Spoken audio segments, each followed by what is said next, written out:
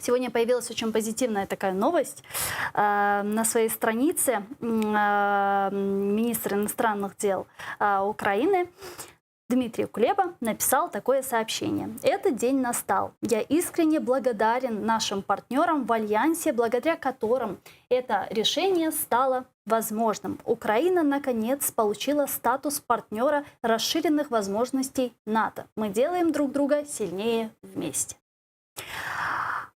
Вы являетесь главой постоянной делегации в парламентской ассамблее НАТО. Вот расскажите нам, что это значит глобально для Украины? Как это воспринимать? Ну, прежде всего, это большой результат для Украины. На самом деле, это стало такой приятной неожиданностью, потому что мы знали совместно, вместе с правительством нашим, нашей делегацией, комитетом по национальной безопасности, конечно же, участием президента.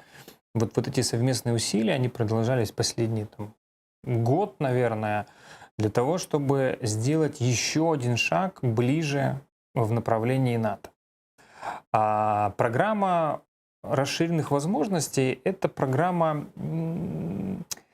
не членства в НАТО еще, но это определенный статус, который вот уже имеет Грузия. Это, наверное, последний статус, которого мы еще не имеем, потому что мы уже тоже страна-аспирант, как и Грузия, для получения. Следующий уже вот только план действий по членству ПДЧ и уже вступление. Что означает эта программа? Это больше не политическая, а функциональное взаимодействие с странами, членами НАТО, членами Альянса по двум основным направлениям. Первое – это обмен разведданными, и второе – это операционное сглаживание взаимодействия со странами.